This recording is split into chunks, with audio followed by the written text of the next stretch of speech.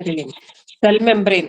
Cell membrane అంటే కనుక ఇది మనకి కణాన్ని కప్పి ఉంచే గోడ అనమాట. ఏది లోపలికి రావాలి, ఏది లోపలికి రాకూడదు అనేది తెలియచెప్పేదనమాట.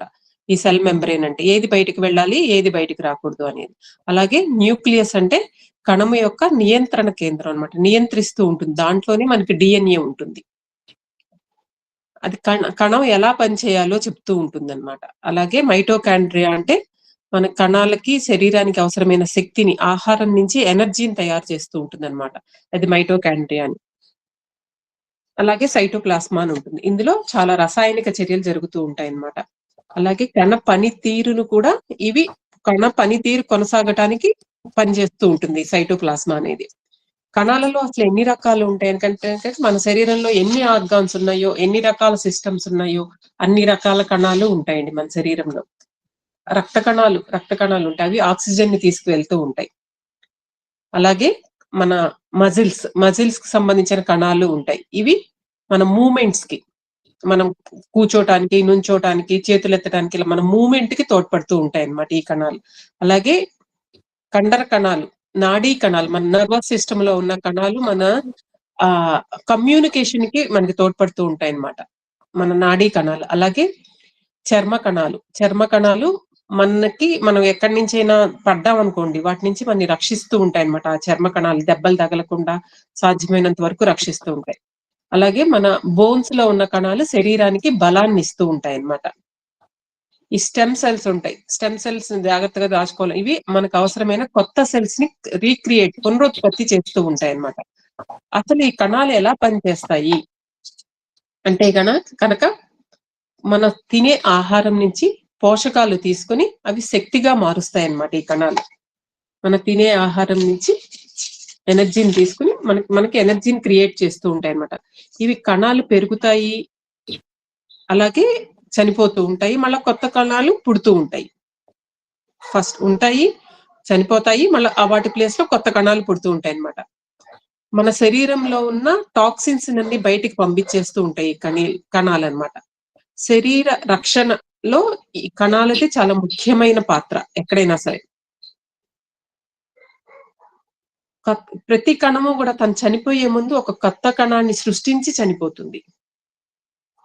అసలు కణాలు ఒక్కొక్క కణానికి వాటి జీవిత కాలం ఎంతవరకు ఉంటుంది అంటే కనుక మన చర్మంలో ఉన్న కణాలు 2 నుంచి 3 వారాలు మాత్రమే ఉంటాయి. అలాగే మన రెడ్ బ్లడ్ సెల్స్ లో ఉండే కణాలు 120 రోజుల దాకా ఉంటూ ఉంటాయి అన్నమాట. అలాగే వైట్ బ్లడ్ సెల్స్ వాటిల్లో ఉన్నవి కొన్ని గంటలే, లేక 1 రోజు 2 రోజులు ఉంటాయి అంతే. మన డైజెస్టివ్ సిస్టమ్ లో ఉన్న కణాలు 2 నుంచి 5 రోజుల వరకు ఉంటాయి అన్నమాట. ఎక్కువ అసలు బాగా జీవించే మన జీవితాంతకాలం మనతో పాటు ఉండే కణాలు ఏంటంటే మన మెదడులో ఉన్న కణాలు. అవి మనతో పాటు మన జీవితకాలం మొత్తం ఉంటాయి అన్నమాట. అలాగే మన కండరాల్లో ఉన్న కణాలు చాలా కాలం జీవిస్తాయి. మన కండరాల్లో ఉన్న కణాలు.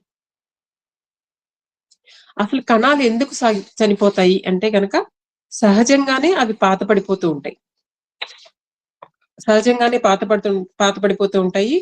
ఆ పాత పడిపోయి చనిపోయిన వాటిని తర్వాత ప్లేస్ లో కొత్త కణాలని ఉత్పత్తి చేస్తూ ఉంటాయి అన్నమాట.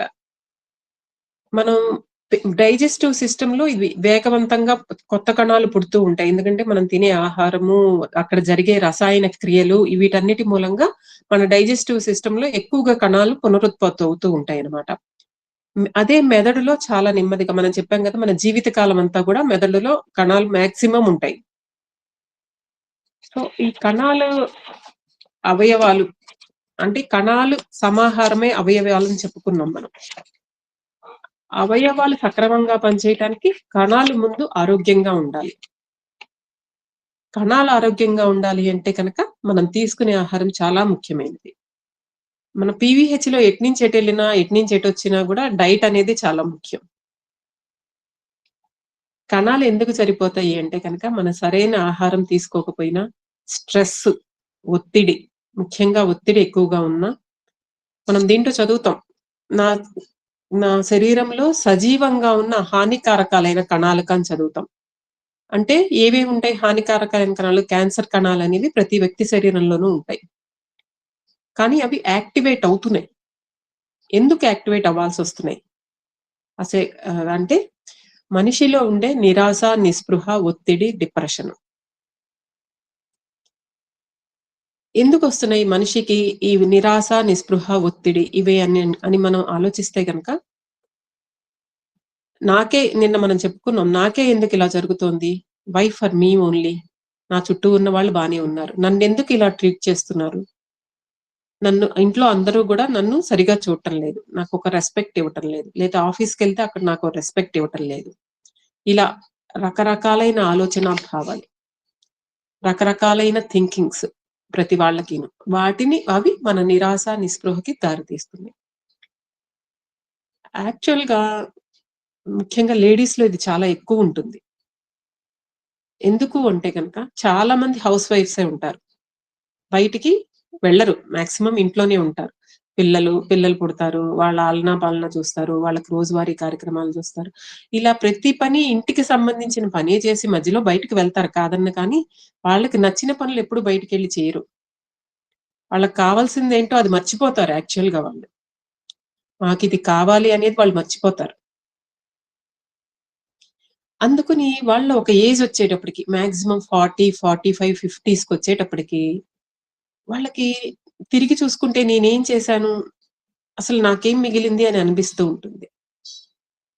ఎ ఎందు అలా ఎందుకనిపిచ్చింది అంటే గనక మనకంటూ ఒక స్పేస్ క్రియేట్ చేసుకోకపోవటం మూలంగా.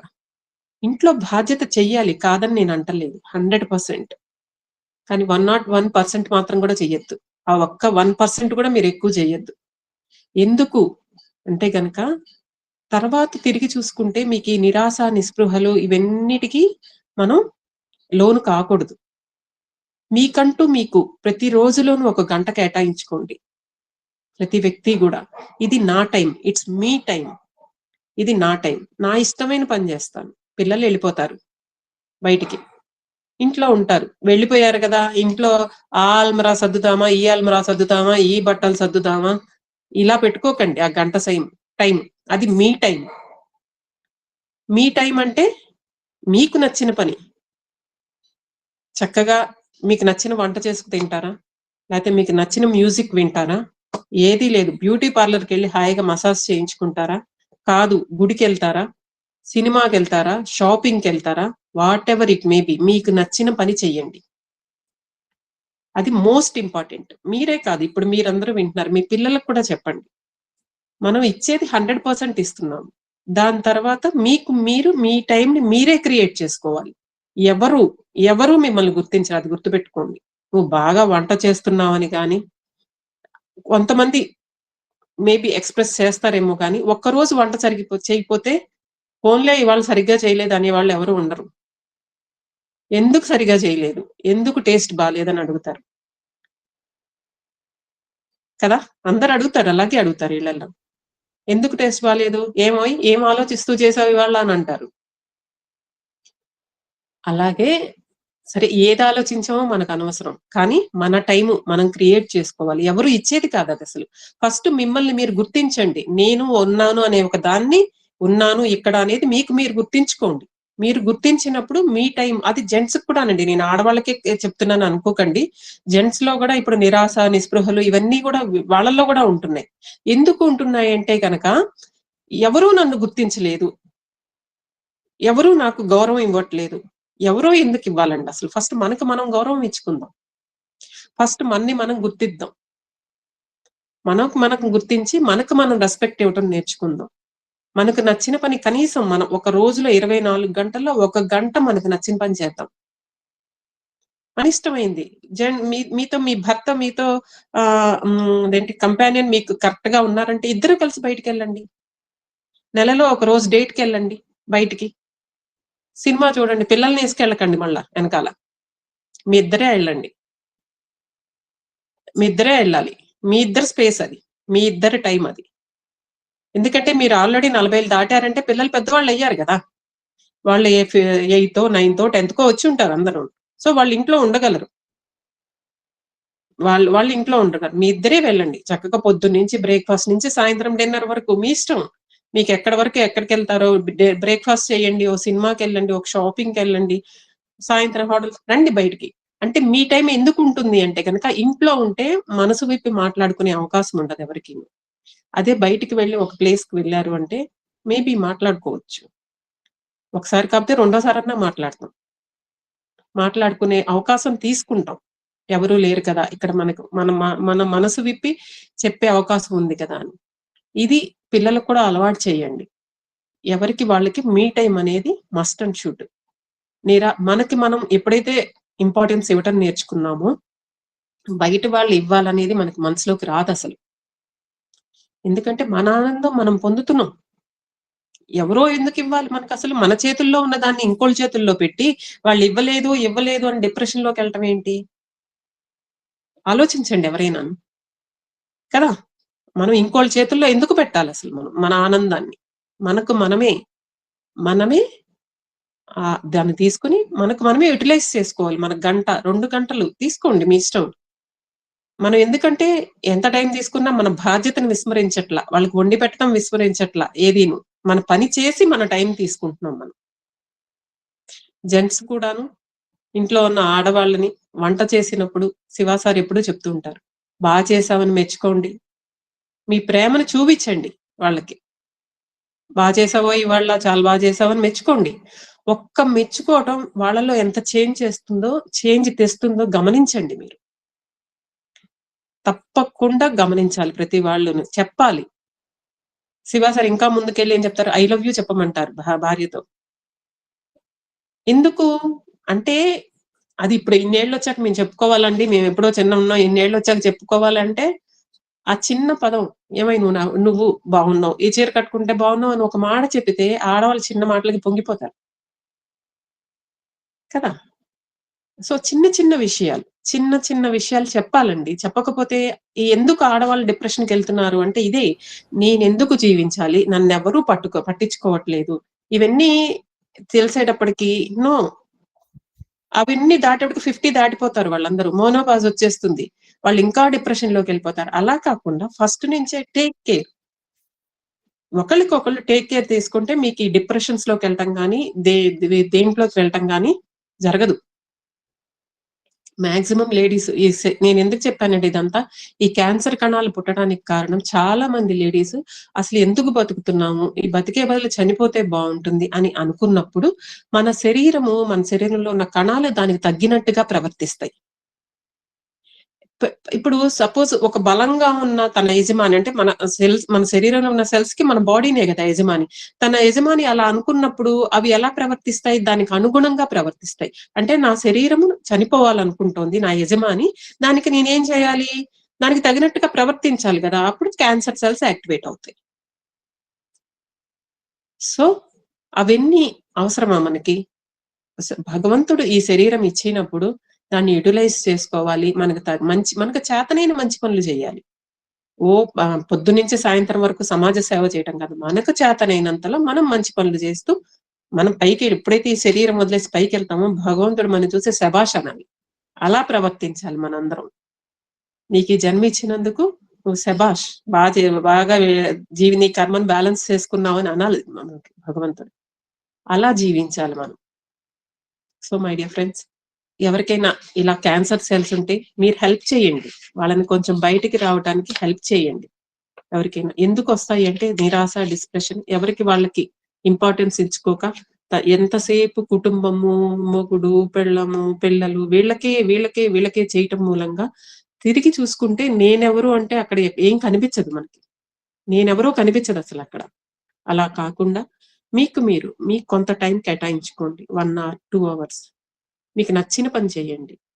ఈ టైం నేను ఇంకా ఫోన్లు చేసి ఎవరైనా డిస్టర్బ్ చేస్తారంటే సెల్ కూడా ఆపేయండి. సెల్ కూడా ఆపేసేసి ఆ 2 గంటలు మీరు చక్కగా ఎంజాయ్ చేయండి. అలవాటు చేసుకోండి, పిల్లలకు కూడా చెప్పండి. ఓకే, ఒక దానికోసం ఇంత చెప్పాను, నన్ను తిట్టుకోకండి. నెక్స్ట్ అలాగే పోషకాహారం, సరైన ఫుడ్ తీసుకోవట్లా మనం అందరం. మేడం మీరు చెప్పేవన్నీ చాలా చాలా చాలా అవసరమైనవి. ఇక్కడ ఉన్న మగవాళ్ళంతా అప్రిషియేషన్ చేస్తే చీర ఎక్కడ బాగుంది అనుకుంటే దానికి తగ్గట్టు నగలు కొనండి అని అంటారేమో అని భయపడుతున్నారు. భయపడమాకండి దయచేసి. అదేం అడగరు ఎవరైనా సరే. ఓకే. బాగుంది అంటే బాగుంది అని చెప్పండి. అంతేగాని వామ్మో ఈ ఒక చీరకు బాగుంది అని చెప్పగానే బాగుంది కదా అయితే దీనికి తగ్గట్టు నగలు కొనండి అని చెప్పి ఎవరు అడగరు. 40 ఏళ్ళు వచ్చాక ఎవరు నగల కొనమని అడగరు సార్. ఎవరు అది అడగరు. చిన్న పిల్లలు వాళ్ళ 30 ఇయర్స్ లోపు పిల్లలు వాళ్ళందరికీ ఇంకా మెచ్యూర్ అవ్వరు కాబట్టి వాళ్ళ మైండ్ సెట్ వాళ్ళు Yes. అడుగుతారు. కానీ ఒక 40 దాటిన వాళ్ళు ఈ నగ కొనండి, వాళ్ళకి ఆ నగల మీద మోజుండదు, ఉన్నవే వేసుకోవట్లా ఎవరును. ఎవరు దొంగెద్దుకు పోతాడా అని పిచ్చి పిచ్చి నగలన్నీ పెట్టుకుంటున్నారు అందరూను. అంటే అంతే అలా కదండి. చిన్న వాళ్ళైనా సరే 30 ఏళ్ల లోపల ఉన్నా సరే please tell I love you to your mother. మీ తల్లికి చెప్పండి, అమ్మ ఐ లవ్ యూ. మీ చెల్లికి చెప్పండి, మీ అక్కకి చెప్పండి, మీ భార్యకి చెప్పండి. ఇప్పుడు మేడం గారు భార్య గురించి చెప్తున్నారు కాబట్టి తప్పు లేదు. చిన్నప్పుడు చెప్పండి. చిన్నప్పుడైనా ఇప్పుడే పెళ్ళైనా ఓకే, పెళ్ళైన 30 ఏళ్ళైనా ఎప్పుడైనా ఇప్పటి నుంచే అలవాటు చేసుకోండి. చిన్నవాళ్ళైతే. పెద్దవాళ్ళైతే ప్లీజ్ చెప్పండి. మీరు చూడండి ఆ తర్వాత వచ్చేటువంటి చేంజ్ ఎంత బాగా ఉంటుందో. ఏ మేడం? ఎంత అంతే సార్. అలాగే కృతజ్ఞత తెలియచేయడం కూడా, థ్యాంక్ యూ చెప్పడం కూడా. ఇప్పుడు మీకు బాగా వండబెట్టారు. ఇప్పుడు మీరు పిల్లలకి నేర్పించండి. వాళ్ళు ఏదైనా మీరు ఏదైనా అడిగారనుకో పిల్లల్ని, "ఒరే నన్ను ఇక్కడ దింపరా" అన్నప్పుడు మిమ్మల్ని దింపారనుకో థ్యాంక్ యూ చెప్పండి. మీరు అలవాటు చేయండి పిల్లలకి. Yes. థ్యాంక్స్ నన్ను దింపావు, థ్యాంక్ యూ. అలాగే అలాగే ఏదైనా చిన్న పనులు చేసినా ఫస్ట్ మీరు చెప్పడం మొదలు పెట్టండి. వాళ్ళే చెప్తారు థ్యాంక్ యూ. మనం థ్యాంక్ యూ చెప్పరా నేను చేసిన పనికి అంటే వాళ్ళు చెప్పరు. ఫస్ట్ మనం స్టార్ట్ చేయాలి. ఏదైనా మనం స్టార్ట్ చేస్తే చెప్తారు. ఈ చిన్న ఎగ్జాంపుల్ ఏంటంటే మా మనవరాలు బుడ్డదే, ఇంకా 2 years నిండలేదు. అది ఏమి ఇచ్చినా కూడా నేను ప్రతి దానికి థ్యాంక్ యూ చెప్తా. అమ్మ ఇది తీసుకురానంగానే థ్యాంక్ యూ ఆద్య అని చెప్తూ ఉంటా. అది ఒక రోజు ఏమైందంటే మా అత్తగారు దానికి ఏదో అరటిపండు ఏదో తీసుకొచ్చారు. థ్యాంక్ యూ తాతమ్మ అని వెంటనే చెప్పింది అది. సో ఏంటంటే మనం అలవాటు చేస్తే పిల్లలకి డెఫినెట్ గా వాళ్ళకి అర్థమవుతుంది. మనం ఏం చెయ్యాలి అన్నది వాళ్ళకి అర్థమవుతుంది. కృతజ్ఞత తెలియచేయటం అనేది మోస్ట్ ఇంపార్టెంట్ అండి. అది తల్లికైనా, భర్తకైనా, ఇంట్లో పిల్లలకైనా, ఎవరికైనా సరే, బయట ఎవరికైనా సరే ఒక చిన్న హెల్ప్ చేస్తేనే మనం బయట ఎవరో మనకి ఏదో చిన్నది హెల్ప్ చేస్తారు, దానికి థ్యాంక్స్ చెప్తామా? అలాంటిది మనకి ఇంట్లో తండ్రి మనకి సంపాదించి పెడుతున్నారు, ఆయన సంపాదించబట్టే మన జీవితం నడుస్తుంది. తల్లి మనకి వండి పెడుతోంది, పిల్లలు మనకు సహకరిస్తారు. వీటికి మనం ఎందుకు చెప్పకూడదు థ్యాంక్స్ అనేది? కృతజ్ఞత ఎందుకు చేయకూడదు? చెప్పడం మీరు మొదలు పెట్టండి, పిల్లలు కూడా మొదలు పెడతారు. చేంజ్ అనేది ఫస్ట్ మనం చేసుకుంటే వాళ్ళు కూడా ఆ చేంజ్ ని యాక్సెప్ట్ చేస్తారనమాట. అలాగే ఆహారం మనం సరిగా శివ సార్ ఎప్పుడు చూసినా సరే Andhra food the worst food అని చెప్తూ ఉంటారు. ద వర్స్ట్ ఫుడ్ ఆంధ్ర ఆహారం అంటారు. ఇది వరకల్లా నేను అనుకునేదాన్ని, అబ్బా ఈయన ఎప్పుడు వచ్చినా కూడా ఇదే మాట్లాడుతూ ఉంటారు, ఫుడ్ ఫుడ్ ఫుడ్ అని. యాక్చువల్ గా నేను కూడా పీవీహెచ్ డైట్ స్టార్ట్ చేశానండి. ఆ స్టార్ట్ చేశాక నాకు అర్థమైంది దాంట్లో ఉన్న అది ఏంటన్నది. నాకు బాడీ అసలు ఎంత తేలిగ్గా అనిపిస్తోందంటే అంత తేలిగ్గా అనిపిస్తుంది ఆ ఫుడ్ స్టార్ట్ చేశాక. చాలా బాగుంది అసలు ఫుడ్ స్టార్ట్ చేశాక. సింపుల్ గా మీరు కూడా స్టార్ట్ చేయొచ్చు. ఏం స్టార్ట్ చేయొచ్చు? పొద్దున పూట ఈ ఇడ్లీ, దోశ ఇవన్నీ మానేసి చక్కగా రాగి జావ పెట్టుకోండి. దాంట్లో ఏం చేస్తారంటే మీకు ఇంకా కావాలంటే ఈ క్యారెట్ కానీ, బీన్స్ కానీ ఇలాంటివి ఏమన్నా స్టీమ్ చేసుకోండి. స్టీమ్ చేసేసుకుని ఈ జావలో కలుపుకుని తాగేసేయండి. పొట్ట ఫుల్ గా ఉంటుంది, ఫైబర్ వెళ్తుంది, మీకు కార్బోహైడ్రేట్స్ తక్కువ వెళ్తున్నాయి, ఇవన్నీ వెళ్తాయి. లేదు దోశ వేసుకున్నాము, మా ఇంట్లో అందరూ అదే తింటున్నారండి, నేను వేరేగా చేసుకోలేకపోతున్నాను, వాళ్ళకోటి నాకోటి అనేది అనుకున్నారనుకోండి, రోజుకి ఒక ఆకుకూర కట్ట తినాలన్నది పెట్టుకోండి. రోజుకి ఒక కట్ట ఆకుకూర ఎలా వెళ్తుంది? దాన్ని మళ్ళీ పప్పుల్లో ఉడికిచ్చి దాని కలర్ మారిపోయేటట్టు కాదు, జస్ట్ సన్నగా తరిగేసుకుని స్టీమ్ చేసుకోండి. ఇడ్లీ ప్లేట్ లో పెట్టుకుంటారో లేకపోతే స్టీమర్ లో పెట్టుకుంటారో మీ ఇష్టం. అది గ్రీన్ గానే ఉంటుంది అట్లాగే స్టీమ్ చేసుకుంటే. దాన్ని మీకు తినలేను అనుకుంటే కనుక ఒక 1/2 స్పూన్ నెయ్యి వేసి, జీలకర్ర వేసి, ఈ స్టీమ్ చేసిన దాంట్లో వేసి కొంచెం ఉప్పు, కొంచెం కారం వేసుకోండి.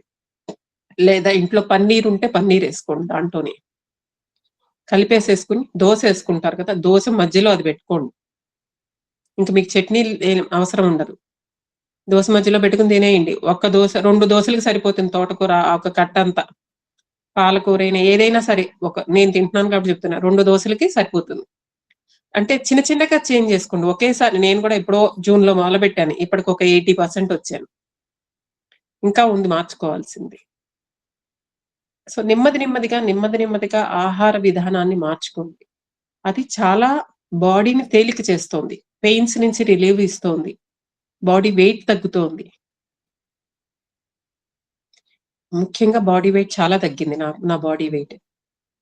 సో, ఆ ఆహార విధానాన్ని తప్పకుండా మార్చుకోండి. అన్నమే తినాలని లేదు. మన కడుపు నింపేది ఏదైనా తినొచ్చు. అన్నమే తినాలని లేదు కదా! మధ్యాహ్నం పూట శుభ్రంగా పోనీ అన్నం తిన్నారు. ఇంత అన్నమే తినండి. కానీ ఇంత కూర తినండి. అంత కూర తినాలంటే దాంట్లో ఉప్పులు, కారాలు ఉండకూడదు. కొంచెమే ఉప్పు, కొంచెం కారం. అంటే కమ్మగా ఉంటే ఎక్కువ తినగలుగుతాం కదా! అలాగ తినండి. ఎక్కువ కూర తింటే మీకు ఆకలి కూడా వేయదు తొందరగా. అన్నం కూడా ఎక్కువ తినలేరు. నెమ్మదిగా మార్చుకోండి. ఒకేసారి అనేటప్పటికి చాలా కష్టమైపోతుంది. ఏదైనా సరే. సో, ఆహారం అనేది నేనింకా శివ గారు నేనింకా ఏం చెప్తున్నానంటే, మనకి నెగెటివ్ ఎనర్జీస్ రావడానికి, బ్లాక్ మ్యాజిక్స్ రావడానికి కూడా ఆహారమే కారణం. ఎందుకు కారణం? అంటే దీనిలో ఉన్న ఇప్పుడు మనకెవరైనా దీక్షలు తీసుకున్నారనుకోండి, వాళ్ళని ఉల్లిపాయ తినొద్దు, మాంసం తినొద్దు ఇవన్నీ చెప్తూ ఉంటారు. ఎందుకు చెప్తున్నారు? ఎందుకు తినకూడదు? తింటే ఏమవుతుంది? ఏమవుతుంది అంటే మనిషిలో అవన్నీ తినటం మూలంగా రకరకాలైన కోరికలు, రకరకాలైన భావాలు ఇవన్నీ కలుగుతాయి కాబట్టి నియంత్రణలో ఉండటానికి అవన్నీ తినొద్దని చెప్తున్నారు. అంటే అప్పుడు అవన్నీ కలుగుతున్నాయి అంటే దేర్ ఈస్ సంథింగ్ బియాండ్ కదా దానికి. మన ఆలోచనలకు కూడా అదే ప్రభావం మన ఆహారమే ప్రభావితం చేస్తుంది. మన ఆలోచనని కూడా మనిషి యొక్క ఆలోచనని. ఇప్పుడు శివ సారు ఎవరొచ్చినా సరే ఆయన అసలు ఎవరిని విసుక్కోరు. అందరితోనూ మాట్లాడతారు. మీద పడిపోతున్నా, గుమికూడిపోతున్నా గూడా ఇంకా మేము వెనక నుండి పక్కకెళ్ళండి అని తోస్తుంటాం గానీ, ఆయన అసలు విసుక్కోరు. ఎందుకు విసుక్కోరు? మోస్ట్‌లీ ఆయన తినే ఆహారం అలాంటిది. చాలా తక్కువ ఇంతే ఉప్పు తింటారు. ఒక చిటికెడేస్తాం ఫుడ్ చేసినప్పుడు ఆయనకి. తక్కువ ఉప్పు తింటే చెమట రాదు బయటికెక్కువ.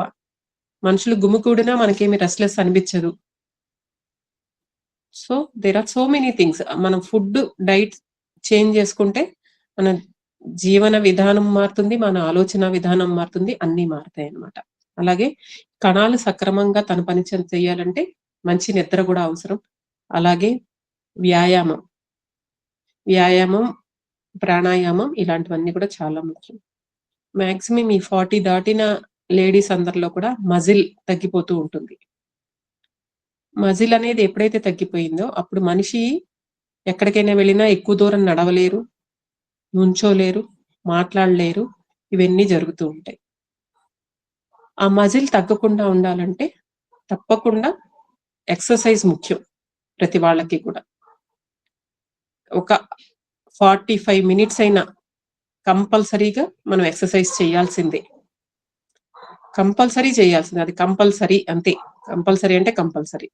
లేదండి నేను నడుస్తున్నామండి, సైకిల్ తొక్కుతున్నామండి, అది తొక్కుతున్నా కుదరదు. దాంట్లో అన్ని రకాల కదలికలు రావు మీకు. మీరు కంపల్సరీగా యోగా చేయండి. మీ ఇష్టం ఏదో ఒకటి ఎక్సర్సైజ్. వాక్ చేయండి పోనీ వాకింగ్‌లో కూడా మీకు అన్ని రకాల కండరాలు కదలవు. యోగా చేయండి చక్కగా. యోగా చేస్తే గనక మజిల్ లాస్ అనేది ఉండదు ఎవరికైనా సరే. అలాగే మన జీవన శైలి అనేది మన కణాలని ఆరోగ్యంగా ఉంచుతుంది. సో, కణాల గురించి ఇదొక చిన్న ఇదన్నమాట మీకు. సో, ఇక్కడ నా శరీరంలోని అన్ని రకాల కణాలకు నేను తెలిసి గాని, తెలియక కానీ మీరు రూపుదాల్చడానికి చేసిన అన్ని తప్పులకు నన్ను మనస్ఫూర్తిగా క్షమించమని అడుగుతున్నాను. ఆ కణాలు ఏవైతే క్యాన్సర్ కణాలు ఉన్నాయో, మిగతా రకాలైన కణాలు, కణతులు అవన్నీ కూడా రూపుదాల్చడానికి మన ఆలోచనలే ప్రభావితం చేస్తున్నాయి కాబట్టి అవి రూపుదాల్చుతున్నాయి. అవి రూపుదాల్చడానికి మన ఆలోచనలు కారణమయ్యాయి కాబట్టి మనం క్షమించమని అడుగుతున్నాం అన్నమాట ఆ కణాల్ని. అలాగే మీరు ఆ కణాలు కూడా ఒక్కొక్కసారి రాంగ్‌గా ప్రవర్తించవచ్చు. మీరు చేసిన తప్పులకు నేను మిమ్మల్ని క్షమిస్తున్నాను అని చెప్తున్నాను. ఇక్కడ కూడా క్షమిస్తున్నాను మరియు మర్చిపోతున్నాను. ప్రతిదాన్ని కూడా క్షమించడం ఒకటే ముఖ్యం కాదు, మర్చిపోవటం. అంటే ఎదుటి వాళ్ళు చేసిన తప్పుల్ని మర్చిపోవటం కూడా చాలా ముఖ్యమైనది. క్షమించటం ఏమింది, క్షమించేస్తానని చెప్పి మళ్ళా అవే గుర్తుకొస్తున్నాయి అంటే కుదరదు కదా. సో క్షమిస్తున్నాను మరియు మర్చిపోతున్నాను. ఇది మన కణాల గురించి అన్నమాట. ఈ కణాల క్షమాప్రార్థన చాలా ముఖ్యమైనది. ప్రతి వాళ్ళు కూడా ప్రతిరోజు చదువుకోండి. మన జీవన శైలి సరిగా లేక, మన ఆలోచనలు సరిగ్గా లేక, ఆరోగ్యంగా ఉన్న శరీరాన్ని అనారోగ్యం పాలు మనమే చేస్తున్నాం. చేసినప్పుడు దానికి మనమే క్షమించమని అడగాలన్నమాట. తప్పకుండా అందరూ అడగండి. అలాగే అవయవాల క్షమాప్రార్థన. అవయవాలంటే మన శరీరంలో కణాలన్నీ కలిసి అవయవాలుగా మారాయని చెప్పి ఇందాక చెప్పుకున్నాం. అవయవాలు ఏమేమి ఉంటాయి మన శరీరంలో అంటే మెదడు ఉంటుంది, లంగ్స్ ఉంటాయి, హార్ట్ ఉంటుంది, లివర్ ఉంటుంది, ప్యాంక్రియాస్, కిడ్నీస్, మన డైజెస్టివ్ సిస్టమ్, ఇలా ఇవన్నీ కూడా మన శరీరంలో ఉన్న అవయవాలు. ఈ అవయవాలన్నీ కలిసి ఒక సిస్టమ్ లా పనిచేస్తాయి. ఒకదానికొకటి సమన్వయంగా పనిచేస్తూ ఉంటాయి అన్నమాట. అది ఒకదానికొకటి ఎప్పుడైతే సమన్వయ లోపం వచ్చిందో మన శరీరంలో అనారోగ్యం వచ్చినట్టే లెక్క.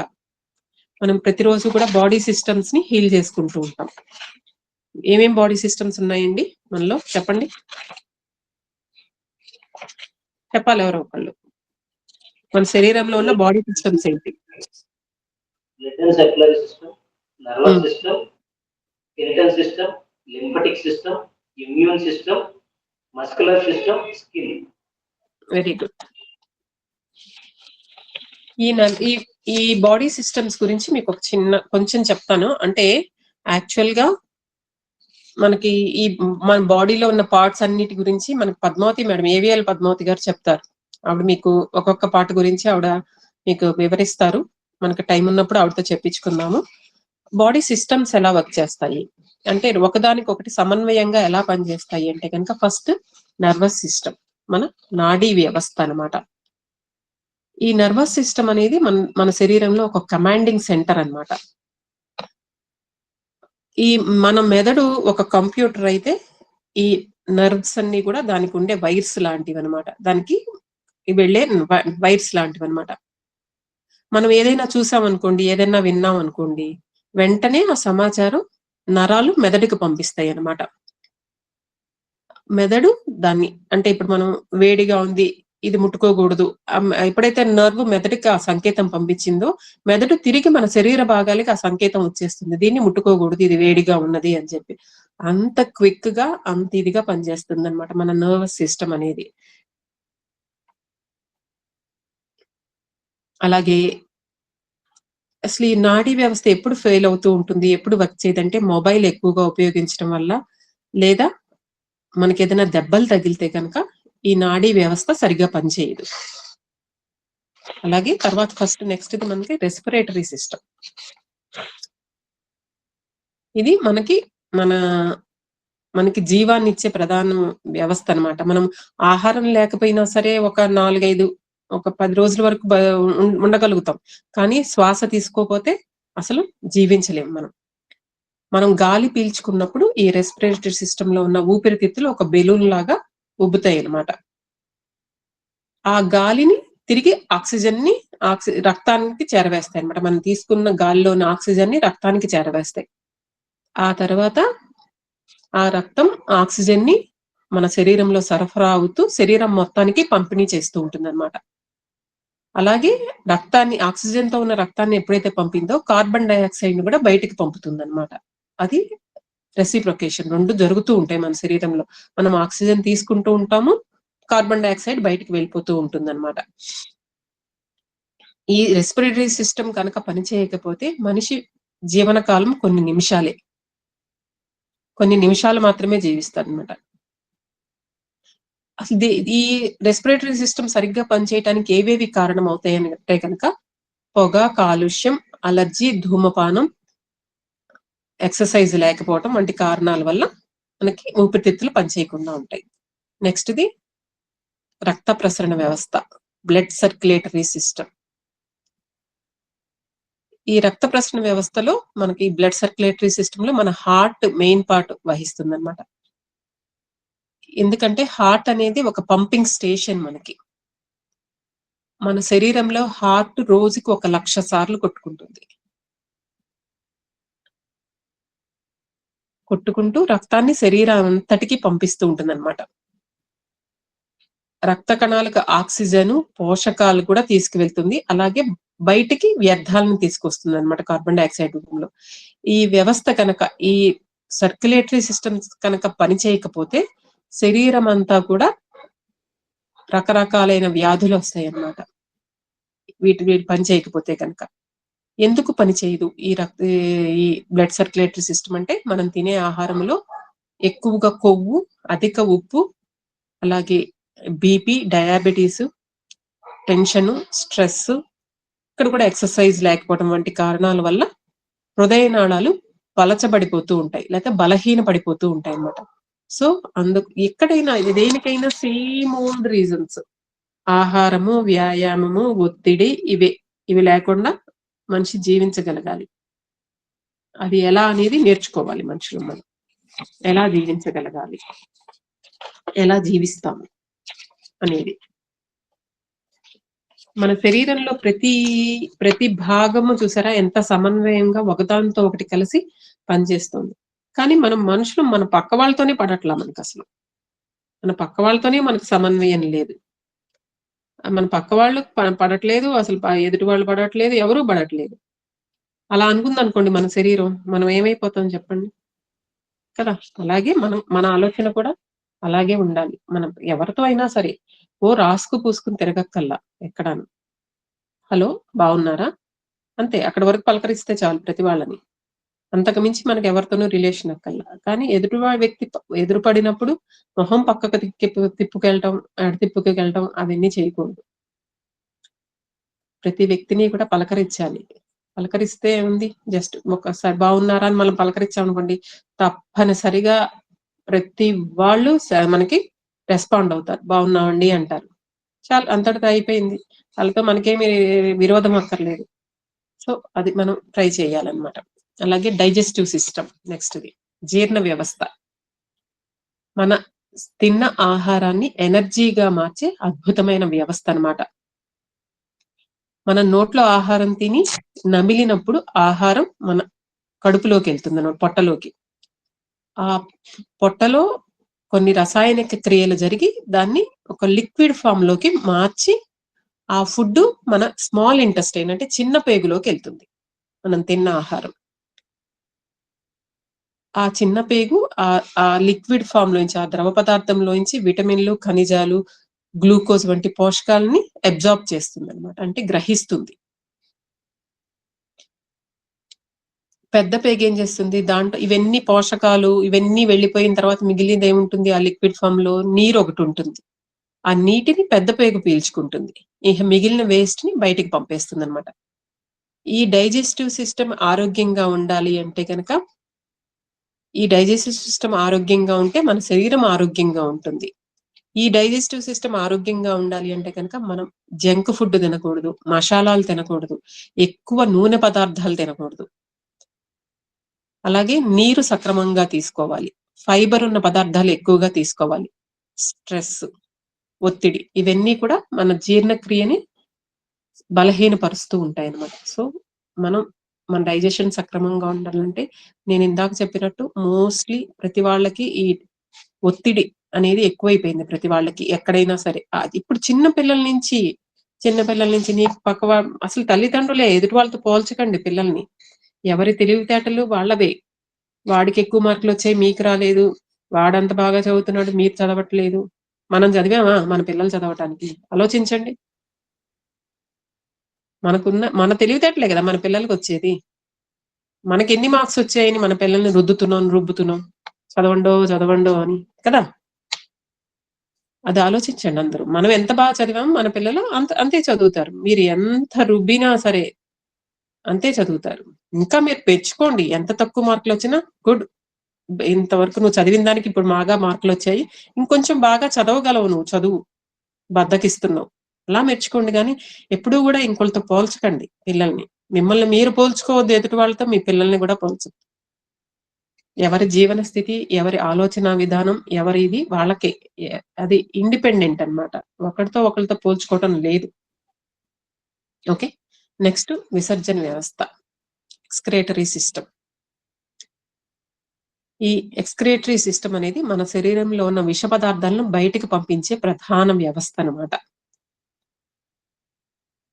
మన మూత్రపిండాలు అంటే కిడ్నీలు రోజుకు 150 లీటర్ల రక్తాన్ని ఫిల్టర్ చేసి అందులోని వ్యర్థాలను తొలగించి, వ్యర్థాలు తొలగిపోగా చివరికి 1-2 లీటర్లు మనకి బయటికి మూత్రం రూపంలో వస్తూ ఉంటాయి అన్నమాట. ఇది శరీరంలోని నీటి బ్యాలెన్స్ ని కాపాడుతూ ఉంటాయి అన్నమాట ఈ కిడ్నీస్ మనకి. నీరు తక్కువగా తాగటం, ఎక్కువ ఉప్పు పదార్థాలు తీసుకోవటం, డయాబెటీస్, మందుల వాడకం ఇవన్నీ కూడా ఇవి సక్రమంగా పనిచేయకపోవడానికి కారణాలు అన్నమాట. ఈ కిడ్నీస్ పనిచేయకపోవడానికి కారణాలు. అలాగే కిడ్నీస్ లో రాళ్ళు ఏర్పడటానికి కూడా మనకి పాల ఉత్పత్తులు, ప్రోటీన్స్ ఇవన్నీ ఎక్కువగా తిన్నా కూడా మనకి కిడ్నీస్ సరిగ్గా పనిచేయవన్నమాట. అలాగే మన ఎముకల వ్యవస్థ, స్కెలిటల్ సిస్టమ్. ఈ స్కెలిటల్ సిస్టమ్ వల్లే మన శరీరానికి ఒక ఆకారము, నిర్మాణము కనిపిస్తుంది. ఫలానా వ్యక్తి ఈ ఆకారంలో ఉంటాడంటే వాళ్ళ స్కెలిటల్ సిస్టమ్ వాళ్ళకి ఆ ఆకారం ఇచ్చిందనమాట. మన శరీరంలో మొత్తం మనకి బాడీ మొత్తంలో 206, 200 దగ్గరగా అన్ని ఎముకలు ఉంటూ ఉంటాయి అన్నమాట. ఈ ఎముకలు మన ఆర్గాన్స్ ని, లోపల ఉన్న ఆర్గాన్స్ ని రక్షిస్తూ ఉంటాయి అన్నమాట. ఎలాగంటే ఇప్పుడు మన మెదడు ఈ పుర్రె లోపల ఉంది కదా, అది ఆ పుర్రె మన మెదడుని రక్షిస్తోంది. దానికి ఏమీ కాకుండా గబుక్కుని మనం కింద పడ్డా, మనం హెల్మెట్ పెట్టుకోండి అన్నా పెట్టుకోకుండా బయటికి వెళ్తాం. గబుక్కుని పడ్డా కూడా మన పుర్రె దాన్ని రక్షిస్తోంది, మన మెదడుకి ఏమీ దెబ్బ తగలకుండా. అలాగే హార్ట్ ని ఊపిరితిత్తులు రక్షిస్తున్నాయి. హార్ట్ కి ఏమీ కాకుండా బయట కవచం లాగా ఊపిరితిత్తులు రక్షిస్తున్నాయి అన్నమాట. అలాగే ఈ ఎముకల్లోనే మనకి బోన్ మ్యారో ఉంటుంది. ఆ బోన్ మ్యారోలో కూడా మనకి బ్లడ్ ఉత్పత్తి అవుతూ ఉంటుంది అనమాట. కాల్షియము, విటమిన్ డి, సూర్యకాంతి తగ్గిపోవటము, వయసు పెరగటం ఏంటి కూడా మన ఎముకల్ని బలహీనపరుస్తూ ఉంటాయి అన్నమాట. ఎముకలు చాలా మందికి ఎముకలు గుల్లబారిపోయినాయండి అంటుంటారు. ఎందుకంటే కాల్షియం తక్కువగా ఉండటం. ఈ రోజుల్లో పిల్లల దగ్గర నుంచి విటమిన్ డి తక్కువైపోతుంది. ఎందుకు? అందరూ ఏసీల్లో పని చేయటమే, బయటికి వెళ్ళే పని లేదు, సూర్యరశ్మి తగిలే పని లేదు. సో వయసు పెరిగిన కొద్దీ ముఖ్యంగా లేడీస్ లో మెనోపాజ్ వచ్చిన దగ్గర నుంచి వాళ్ళకి ఎముకలు పెలిసి పారిపోతూ ఉంటాయి. దాని మూలంగా కూడా ఈ స్కెలిటల్ సిస్టమ్, మన ఎముకల వ్యవస్థ బలహీనపడుతూ ఉంటుంది. తర్వాత కండరాల వ్యవస్థ, మస్కులర్ సిస్టమ్ అన్నమాట. మన శరీరంలో దాదాపు 600 కండరాలు ఉంటాయి. ఇవి కండరాల కదలిక వల్లనే మన శరీరంలో కదలికలు ఏర్పడుతూ ఉంటాయి అన్నమాట. ఈ కండరం పట్టేసింది అంటారు కొంతమంది, అసలు కదలలేకపోతూ ఉంటారు. ఎందుకు? ఆ కండరం అక్కడ పట్టేస్తే అసలు మూమెంట్ అనేది లేదు అక్కడ. మీరు గమనించారో లేదో, మూమెంట్ అసలు అడుగు కూడా వేయలేదు. సో వీటి కదలిక వల్లనే మనకి మన శరీరంలో కదలికలు ఏర్పడుతూ ఉంటాయి. మనం నవ్వుతూ ఉంటాం, పరిగెత్తుతాం, మాట్లాడతాం, ఇవన్నీ కూడా మన మజిల్స్ వల్లే, ఈ కండరాల కదలిక వల్లే జరుగుతున్నాయి అన్నమాట. ఎప్పుడైతే ఈ కండరాల వ్యవస్థ బలహీనమైందో మనిషి శరీరం కూడా చాలా బలహీనంగా అనిపిస్తూ ఉంటుంది. ఎందుకు బలహీనం అవుతుంది ఈ కండరాల వ్యవస్థ అంటే, ప్రోటీన్ తక్కువైపోతే బాడీలో, అలాగే సరైన ఆహారం తీసుకోవడం. ప్రోటీన్ తక్కువవడం అంటే సరైన ఆహారం తీసుకోకపోవడం అంటే, ఎక్కువసేపు కూర్చోవటం, నీరు తక్కువగా తాగటం, అన్నిటికీ చెప్పుకున్నట్టే ఎక్సర్సైజ్ లేకపోవటం మూలంగా, అంటే కదలికలు లేకపోవటం. బాడీకి తగిన ఎక్సర్సైజ్ ఉండాలి ఎప్పుడు కూడా. కదలిక ఎవరి వయసుకు తగ్గట్టు వాళ్ళు చేయాల్సిందే. మామూలుగా రోజువారీ పని చేస్తున్నాను, నేను ఇంట్లో ఊడుస్తాను, గుడ్డ పెడతాను, వంగుతాను, కూర్చుంటాను, అవన్నీ కుదరదు. మీరు మీకోసం కొంత టైం కేటాయించి ఎక్సర్సైజ్ చేయాల్సిందే అనమాట. Next endocrine system. అంటే ఎండోక్రైన్ వ్యవస్థ అంటే మన హార్మోన్స్ బ్యాలెన్స్ అన్నమాట. ఈ ఎండోక్రైన్ వ్యవస్థ అనేది మన హార్మోన్లను ఉత్పత్తి చేసే కీలక సిస్టమ్ అన్నమాట. ఈ హార్మోన్స్ మన దేని మీద ప్రభావం చూపిస్తూ ఉంటాయి? మన భావాలు, ఆకలి, నిద్ర, బరువు, మన మెటబాలిజం రేటు. ముఖ్యంగా మన మెటబాలిజం రేటు వీటన్నిటిని నియంత్రిస్తూ ఉంటాయి అన్నమాట. ఒక్క చిన్న హార్మోన్ ఇంబ్యాలెన్స్ జరిగినా సరే మనం బరువు పెరిగిపోవటం, టెన్షన్ పెరగటం, అలసట రావటం, ఇవన్నీ జరుగుతూ ఉంటాయి. సో ఈ హార్మోన్ బ్యాలెన్స్ అనేది చాలా ఇంపార్టెంట్ అయిందనమాట. సేమ్ అన్నిటికీ ఒకటే ఇది ఏదైనా మన శరీరం సరిగ్గా పనిచేయలేదు అంటే దానికి ముఖ్య కారణం సరైన ఆహారం తీసుకోకపోవటము, స్ట్రెస్, నిద్రలేమి, జంక్ ఫుడ్స్, ఎక్సర్సైజ్ లేకపోవటం. ప్రతిదానికి అదే కారణం. టోటల్ గా మన శరీర వ్యవస్థ సరిగ్గా పనిచేయకపోవటానికి ఇవే కారణాలన్నమాట. Last but not least immune system, మన రోగ నిరోధక వ్యవస్థ. ఇది మన శరీరానికి ఒక రక్షణ కవచం లాంటిది అన్నమాట. బయట నుంచి వచ్చే వైరస్, బ్యాక్టీరియా ఇన్ఫెక్షన్ నుంచి మన శరీరం గురి కాకుండా వాటిపై దాడి చేస్తూ ఉంటుంది. దీనికి ఏది ఎక్కువగా ఉపయోగపడతాయంటే కనుక white blood cells. White blood cells మనకి వాటితో పోరాడుతూ ఉంటాయి అన్నమాట. ఎప్పుడైతే మనలో ఇమ్యూన్ సిస్టమ్ లోపించిందో మన చిన్న జలుబు కూడా పెద్ద భూతంలా కనిపిస్తూ ఉంటుంది. మనకి చిన్న జలుబు వచ్చినా కూడా దాన్ని తట్టుకోలేం, పెద్ద భూతంలా కనిపిస్తూ ఉంటుంది అన్నమాట. Same old thing. మళ్ళా దీనికి కూడా అసలు ఎందుకు ఇమ్యూన్ సిస్టమ్ దెబ్బతింటుంది అంటే కనుక ప్రతి వాళ్ళు సరైన ఆహారం తీసుకోకపోవటం, వ్యాయామం లేకపోవటం, ఒత్తిడి, పరిశుభ్రత లేకపోవటం, ఇవేంటి కారణాలు అన్నమాట. ఇవన్నీ కారణాల వల్ల మనకి ఇమ్యూన్ సిస్టమ్ దెబ్బతింటూ ఉంటుంది. సో మన శరీరంలో అవయవాలకి మనం క్షమాప్రార్థన తెలిసినప్పుడు ఇన్నాళ్లకు గుర్తించాను అని ఉంటుంది ఈ అవయవ క్షమాప్రార్థనలో. అంటే ప్రతి వాళ్ళు కూడా మన శరీరంలో ఏ అవయవాలు ఉన్నాయి, ఎక్కడున్నాయి అన్నది తెలుసుకోవటం చాలా ముఖ్యం. కాబోయే టీచర్స్ గా మీ అందరికీ కూడా చాలా ముఖ్యం. ఒక వ్యక్తి ఫలానా సమస్యతో వచ్చినప్పుడు అతను చెప్పిన సమస్య దగ్గర ఏ ఏ చక్రం ఉంది, వాళ్ళు దేన్ని హీల్ చేసుకుంటే ఆ సమస్య తగ్గుతుంది అన్నది మీరు ఫస్ట్ తెలియాలి. మీకు ఏ ఏ చక్ర పరిధిలో ఏ అవయవాలు ఉన్నాయి అనేది కంపల్సరీగా తెలియాలి ప్రతి వాళ్ళు కూడా. అది తెలిసినప్పుడు ఎందుకు చెప్తున్నానంటే ఆర్గాన్ ఒక్కటే హీల్ చేస్తే సరిపోదు. ఒక్కొక్కసారి ఆర్గాన్ బానే ఉంటుంది, దానికి సంబంధించిన చక్ర బ్లాక్ అయి ఉండొచ్చు. ఆ బ్లాక్ అయి ఉన్నప్పుడు మీ ఆర్గాన్ ని ఎంత హీల్ చేసినా కూడా మీకు అది క్లియర్ అవ్వదు. ఆ చక్రాన్ని ముందు బ్లాక్ తీసేసి తర్వాత ఆర్గాన్ హీల్ చేసుకుంటే అప్పుడు క్లియర్ అవుతుంది. సో మన శరీరంలో ఏ అవయవం ఎక్కడుంది, అది ఎందుకు పనిచేస్తుంది, ఎలా పనిచేస్తుంది, simple things. Deep into the roots వెళ్ళక్కల్లా, దాని మూలాలకు వెళ్ళక్కల్లా కొంత తెలుసుకోండి. ఇప్పుడు మనం గూగుల్ తల్లిని అడిగితే అన్ని చెప్తుంది. అన్ని తెలుగులో కూడా చెప్పేస్తోంది. ఇప్పుడు అన్ని చక్కగా తెలుగులో కూడా అన్ని వచ్చేస్తున్నాయి.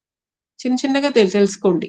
అసలు మన శరీరంలో ఉన్న ఆర్గాన్స్ ఏది ఎందుకు పనిచేస్తుంది అనేది తెలుసుకుంటే కనుక సో దాంట్లో ఉన్నది కూడా అది. ఇన్ని సంవత్సరాల తర్వాత నేను గుర్తించాను. ఇన్నాళ్ళు నిన్ను గుర్తించకపోయినా నా గురించి రాత్రనక పగలనక చాలా శ్రమ పడ్డావు. నిజమే కదా. మనం అసలు గుర్తించినా గుర్తించకపోయినా మన హార్ట్ ఏదైనా సరే ఒకటని చెప్పక్కల్లా ప్రతి అవయవము కూడా మనం థ్యాంక్స్ చెప్పినా, మనం PVH లోకి వచ్చాక ప్రతిదానికి థ్యాంక్స్ చెప్పాలి, ధన్యవాదాలు చెప్పాలి, కృతజ్ఞతలు చెప్పాలి అన్నదే తెలిసింది. అంతకు ముందు దాకా తెలియదుగా. మనం అసలు గుర్తించను కూడా గుర్తించలేదు. నేనైతే నాకు తెలియదు అసలు అలా ఒకటి గుర్తించాలని, వాడికి ధన్యవాదాలు చెప్పాలని అనే విషయం నాకు తెలియదు. నేను PVH లోకి వచ్చాకే నేర్చుకున్నాను, టు బి ఫ్రాంక్. సో తెలియదు కాబట్టి మనం ఇన్ని సంవత్సరాల తర్వాత గుర్తించినా గుర్తించకపోయినా కూడా దాని పని అది చేసేస్తూనే ఉంది కదా. సో దానికి మనం నువ్వు సరిగా పనిచేయకపోవటానికి కారణం నేను తీసుకున్న ఆహారమే, నేను నీకు కల్పించిన పరిస్థితులే. సో దానికి క్షమించమని మనం అడగాలన్నమాట. అంతే కదా. మనం అందరం పుడుతూనే ఆరోగ్యంగానే పుట్టాం, ఎవరు అనారోగ్యంగా పుట్ల. ఎవరో కొంతమంది ఉన్నారు కార్మిక్ కండిషన్స్ తో, కానీ మనం అందరం ఆరోగ్యంగానే పుట్టాం. మరి ఎందుకు అనారోగ్యం పాలవుతున్నాం? మన ఆరోగ్యాన్ని మనమే మన చేతుల్లోంచి వదిలేసాం. ప్రతి వ్యక్తి తన ఆరోగ్యం తన చేతుల్లో ఉంది అనుకోమని శివా సార్ చెప్తారు, కానీ మనం మన ఆరోగ్యాన్ని మన చేతుల్లోంచి వదిలేసాం అందరం. వదిలేసేటప్పటికి ఆరోగ్యాన్ని మనం తిరిగి మళ్ళా తెచ్చుకోలేకపోతున్నాం వదిలేసిన దాన్ని. So take care about your cells, take care about your health. మీ ఆరోగ్యానికి మీరు కాపాడుకోండి. సింపుల్ థింగ్స్ మొదలు పెట్టండి. చిన్నగా వ్యాయామం ఒకటి చెయ్యండి ప్రతిరోజు. ఫుడ్ చేంజ్ చేసుకోండి. దోశలు వేసుకుంటున్నారు, బియ్యమే వేసుకోకల్లా దోశల్లో జొన్నలు వేసుకోవచ్చు, రాగులు వేసుకోవచ్చు, కొర్రలు వేసుకోవచ్చు, మినపప్పు, అది రెండు కలిపి మీకు గ్రైండర్ వేసుకుని దోశలు వేసుకోండి. బియ్యమే వేసుకోకల్లా, బియ్యంతోనే మనం చేసుకోకల్లా. జొన్న ఇడ్లీ వేసుకోవచ్చు, రాగి ఇడ్లీ వేసుకోవచ్చు. ఇలా రకరకాలుగా మార్చుకోండి, స్టైల్ మార్చుకోండి. అలాగే అన్నమే తింటే ఏదవుతుందని అనుకోకండి. అన్నమే కడుపు నింపుతుంది అనేది మనకు అలవాటు అయిపోయింది. మన మైండ్ ప్రోగ్రామ్ చేయబడింది. అన్నమే మన కడుపు నింపుతుంది అనేది మన మైండ్ అలా ప్రోగ్రామ్ చేయబడింది అంతే. అన్నంతో ఏది తిన్నా కూడా కడుపు నిండుతుంది. చిన్న చిన్నగా చేంజ్ చేసుకోండి. సాయంత్రం పూట తొందరగా తినడానికి ప్రయత్నించండి. ఇప్పుడు మీరు 9, 10కి తిన్నవాళ్ళు 7:30కి రండి. 7:30కి తిన్నవాళ్ళు 6 పూర్తి చేయండి. ఆకలేస్తుందేమో, మళ్ళా నేను ఇంతసేపు మెలకువగా ఉంటాననే ముందు అసలు ఆ థాట్ ఫామ్ తీసేసేయండి. నేనిప్పుడు శివ సారు మనకి వ్యాండ్ పెట్టుకొని చెప్పమని చెప్తున్నారనమాట. నేను ఈ టైంతో నేను ఇంత బరువు తగ్గాలనుకుంటున్నాను. దానికి నాకు కావాల్సిన క్యాలరీస్ కంటే తక్కువ క్యాలరీస్ తీసుకుంటా నేను. అప్పుడే మనం బరువు తగ్గుతాం. మనకు ఒక 1500 క్యాలరీస్ కావాలనుకోండి పర్ డే. మనం ఒక 1200, 1100 క్యాలరీ ఫుడ్డే తీసుకోవాలి. మిగతా 400 ఎక్కడి నుంచి వస్తుంది శక్తి అంటే బ్యాండ్ పెట్టుకుని నా శరీరంలో అధికంగా పెరిగిపోయిన కొవ్వును శక్తిగా వాడుకోమని చెప్పాలి మన శరీరానికి. ఆల్రెడీ స్టోర్డ్ ఫ్యాట్ ఉంది కదా మన శరీరంలో, అందుకే మనం ఇంత బరువు పెరిగాం. ఆ స్టోర్డ్ ఫ్యాట్ ని మీరు ఉపయోగించండి. ఉపయోగించుకుని నాకు నీరసం రాకుండా చేయండి ఆ స్టోర్డ్ ఫ్యాట్ ని. అలా వ్యాండ్ ని ఆజ్ఞాచక్రం దగ్గర పెట్టుకుంటే అద్భుతంగా పనిచేస్తుంది. నేను వెయిట్ తగ్గానన్నా కూడా వ్యాండే కారణం. డెఫినెట్ గా నేను కూడా ఫుడ్ అంటే ఎక్కువ తిన్నగాని కానీ తింటూనే ఉండేదాన్ని.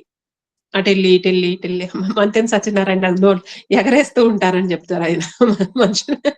అలాగే అటు వచ్చి ఇది ఎగరేయటం, ఇటు వచ్చి అది ఎగరేయటం అలా చేస్తూ ఉండేదాన్ని. కానీ నో ఐ మీన్ నేను కంట్రోల్కి వచ్చాను. ప్రతిరోజు చెప్పుకుంటా వ్యాండ్తో. ఒకవేళ నేను అటు ఇటు వెళ్ళినా కూడా నా శరీరం నన్ను నియంత్రించాలి, నా శరీరం తినకుండా కాపాడాలి నన్ను అని వ్యాండ్తో చెప్పండి రోజు. మీరు ఒకవేళ తగ్గాలి, లేదు నేను ఇలా తినలేకుండా పోతున్నాను, స్వీట్ ఒకటి తగ్గించేసేయండి. బయట నుంచి స్వీట్నర్స్ మనం ఏదైతే పాలల్లో స్వీట్ తగ్గించేసేయండి. కాఫీ టీ తాగలేము అనుకుంటే కనుక మరి అది ఎలా తాగాలో నాకు తెలియదులేండి. నేను తాగట్లేదు. రాగిజావ తాగండి. నాకు ఫస్ట్ లో నేను డైట్ మొదలు పెట్టిన కొత్తలో నాకు కాఫీ తాగాలనిపిస్తే వేడి నీళ్ళు తాగా నేను. వేడి నీళ్ళు కాఫీ లాగా తాగా నేను. అంతే మరి ఏదో ఒకటి తాగాలనిపించింది వేడిగా, వేడి నీళ్ళు తాగాను అనమాట. అలా ఏదో ఒకటి అంటే మన మైండ్ ని డైవర్ట్ చేసే ప్రోగ్రామ్ అది. ఇదే తాగితే దీన్ని నువ్వు సాటిస్ఫై అవుతావు అని దాని నుంచి దాన్ని పక్కకు తప్పించాలి. మన మైండ్ ని తప్పిస్తే గానీ మనం ఒక లైన్ లోకి రామన్నమాట. సో డైట్ అనేది చాలా ముఖ్యం. నేనైతే 5కి నా డైట్ ఆపేస్తాను. నేను 5 తర్వాత ఏం తిన్నాను. ఈ రోజు కూడా నా డైట్ అయిపోయింది. 5కి అయిపోయింది. 5 కల్లా ఆపేస్తాను నేను. సో అలా మీరు కొంచెం తొందరగా డైట్ 6, 7 లోపు డైట్ ఇచ్చేయడానికి ప్రయత్నించేయండి. ఏమో ఆకలేదు, మీరు ఆకలిస్తే ఒక గ్లాస్ మంచినీళ్ళు తాగండి అంతే. అసలు ఫస్ట్ లోనే అనిపిస్తుంది, అది కూడా ఆకలేదు తర్వాత. చెప్పండి శివ గారు. ఒక గ్లాస్ మంచినీళ్ళు తాగితే అంతే, అది 2-3 రోజులు మనకి మనసు మనని కుదిపేస్తూ ఉంటుంది అనమాట. ఇది తిను, అది తిను అని. మనసుని మన కంట్రోల్లో తెచ్చుకోవాలి. మనం ప్రోగ్రామ్ కాకూడదు మనసుని. అంటే మాటలు చెప్పడానికి చాలా తేలికే. ఇది చెప్పడం అనేది తేలికే. నేను ఎందుకు చెప్తున్నాను, నేను ఇన్నాళ్ళు ఎప్పుడు డైట్ గురించి మాట్లాడాల, నేను పాటిస్తున్నాను కాబట్టి నేను చెప్పగలుగుతున్నాను ఇప్పుడు మీకు. ఇది చేయగలరు మీరు కూడా. నేనే చేయగలిగింది మీరెందుకు చేయలేరు? చేస్తారు అందరూ. సో నేను పాటిస్తున్నాను కాబట్టి నేను చెప్పగలుగుతున్నాను. అందుకని డైట్ పాటించండి. నాకు అనుభవపూర్వకంగా తెలుస్తుంది నా బాడీ ఎంత తేలిగ్గా ఉంది, ఎంత హాయిగా ఉంది ఇప్పుడు అనేది నాకు తెలుస్తోంది కాబట్టి మీకు కూడా చెప్తున్నాను. మీరు కూడా పాటించండి ఈ డైట్ అనేది. ప్రతి ఒక్కళ్ళకి చాలా ముఖ్యం. పులుపులు అసలు తినకండి. ఏ విధమైన పులుపు తినకండి. నెమ్మదిగా అంటే ఎట్ ఏ టైం ప్రతిదీ అన్ని మానేయకండి. నెమ్మదిగా తగ్గించుకోండి. సాంబార్లు, చారులు, పులుసు కూరలని దాంట్లో పులుసులు పిండుతూ ఉంటారు. అవేమీ తినకండి. జస్ట్ కొంచెం మీరు ఎక్కువ కూర తినాలి అంటే కొంచెం ఉప్పు, కొంచెం కారం వేసుకుంటే ధనియాల పొడి వేసుకోండి. మీకు అది కూడా ఎక్కకపోతే కొంచెం కొబ్బరి వేసుకోండి కావాలంటే, కమ్మగా ఉంటుంది కూర కదా. అలా ఎక్కువ కూర తినడానికి ప్రయత్నించండి. ఓకే, వెజిటబుల్స్ స్టీమ్ చేసుకుని కూడా తినొచ్చు బ్రేక్ఫాస్ట్ గా. బీన్స్ ఉన్నాయి, క్యారెట్ ఉంది, దొండకాయలు ఉన్నాయి, బ్రోకలీ, క్యాబేజీ ఇలాంటివన్నీ స్టీమ్ చేసేసుకోండి. స్టీమ్ చేసేసుకుని జస్ట్ కొంచెం ఉప్పు, కొంచెం కారం ఇలా స్ప్రింకిల్ చేసుకుని తినేసేయచ్చు బ్రేక్ఫాస్ట్ గా. బానే ఉంటాయి. నేను కూడా ట్రై చేశాను, బానే ఉన్నాయి. శివ సార్ ఎలా తింటారా ఇవన్నీ, ఆయన వచ్చినప్పుడు స్టీమ్ చేసివ్వండి మేడం, స్టీమ్ చేసివ్వండి అని. మనకి ఎప్పుడు తినాలనిపిస్తుందంటే మన బాడీ వెయిట్ తగ్గుతూ తేలిగ్గా అనిపిస్తుంటుంది కదా, అప్పుడు దాని రుచి తెలుస్తుంది మనకి. అది అప్పుడు తినాలనిపిస్తుంది అనమాట. ఓహో, నా బాడీకి ఇది ఇష్టపడుతుంది నా బాడీ. సో నేను వీటిని నా జీవన శైలిలో మార్చుకోవాలి. వెయిట్ తగ్గుతున్నాను అంటే మనకు అదొక హ్యాపీనెస్ అన్నమాట. ఎంతో కష్టపడి ఎంతో చేసిన వెయిట్ తగ్గని వెయిట్ సింపుల్ గా ఆహారం డైట్ ఒక 45 మినిట్స్ ఎక్సర్సైజ్ చేస్తాను నేను ప్రతిరోజును. అలాగే నేను డైట్ చేంజ్ చేసుకున్నాను. దీని మూలంగానే వెయిట్ తగ్గాను నేను.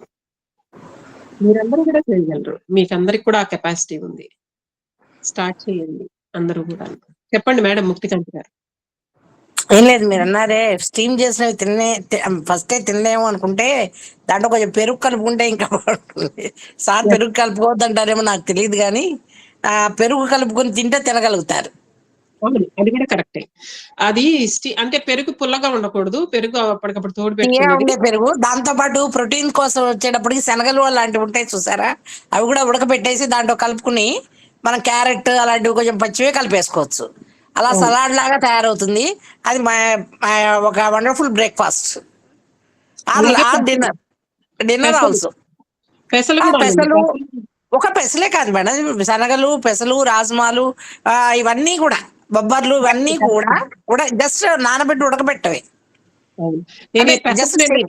అంటే దోశలు వేసుకోవడానికి పెసలు ఉపయోగించండి. అది ప్రోటీన్ అవుతుంది మీకు. దాంట్లో అవును. కూరలు అన్ని కూడా కలుపుకోవచ్చు.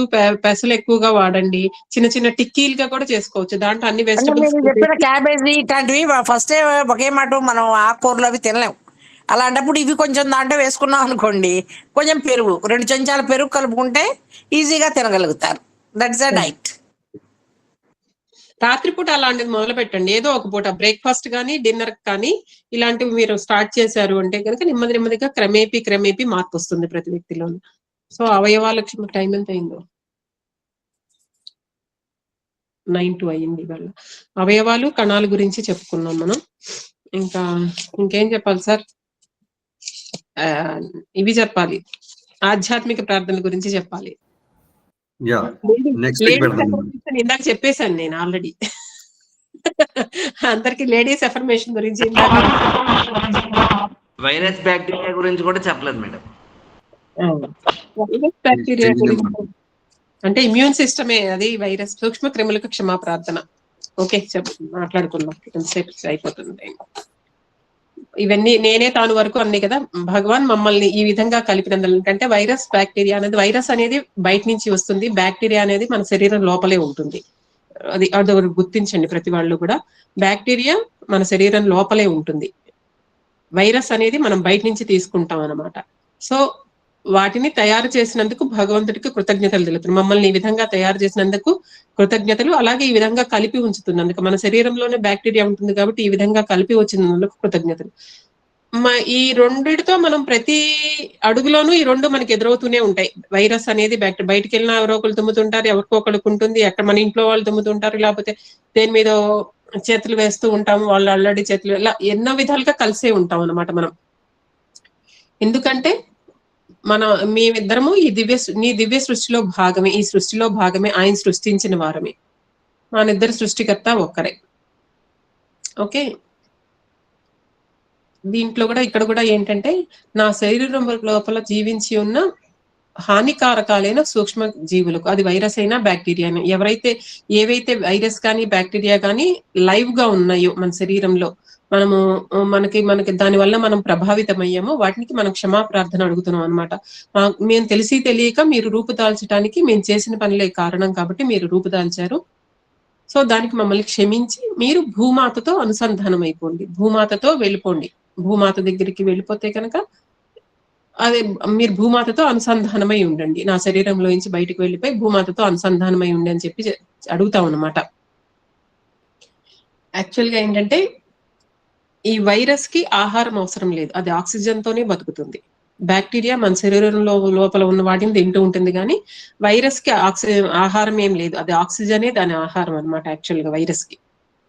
అందుకే అది అంత తొందరగా వ్యాప్తి చెందుతూ ఉంటుంది. దానికి ఆహారం అవసరం లేదు కదా. అది అంత తొందరగా అంత ప్రబలిపోవటానికి కారణం వైరస్ కి అదనమాట. దానికి ఆహారం అవసరం లేకపోవటం బట్టి. ఈ వైరస్ బ్యాక్టీరియా అనేది మనిషి యొక్క ఇమ్యూన్ సిస్టమ్ దెబ్బతింటే తొందరగా అటాక్ అవుతూ ఉంటుంది అనమాట. ఇమ్యూన్ సిస్టమ్ ఎప్పుడూ కూడా బలోపేతంగా ఉండాలి. ముఖ్యంగా మన శరీరంలో మనం ఇమ్యూన్ కి సంబంధించి కూడా థైమస్ గ్లాండ్ అనేది ఎక్కడ ఉంటుంది? థైమస్ గ్లాండ్ మన లోయర్ థ్రోట్ చక్ర కిందకు ఉంటుంది థైమస్ గ్లాండ్ అనేది. కాకపోతే మనిషి పెరుగుతున్న కొద్దీ, పెద్దవాళ్ళు అవుతున్న కొద్దీ ఆ థైమస్ గ్లాండ్ అనేది చిన్నదైపోతూ ఉంటుంది అనమాట.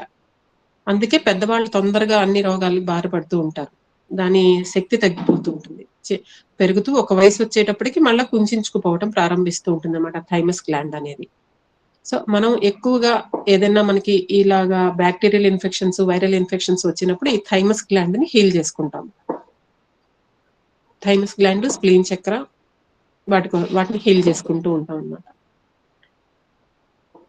అది అంతే, అంతకంటే ఏముంది దీని గురించి చెప్పడానికి. వైరస్ బ్యాక్టీరియా మేడం అయితే బాగా చెప్తారు. మీకు ఈ పద్మావతి మేడం చెప్తారులేండి, నాకు ఇంతకంటే తెలియదు దీని గురించి. నాకు తెలిసింది చెప్పాను నేను.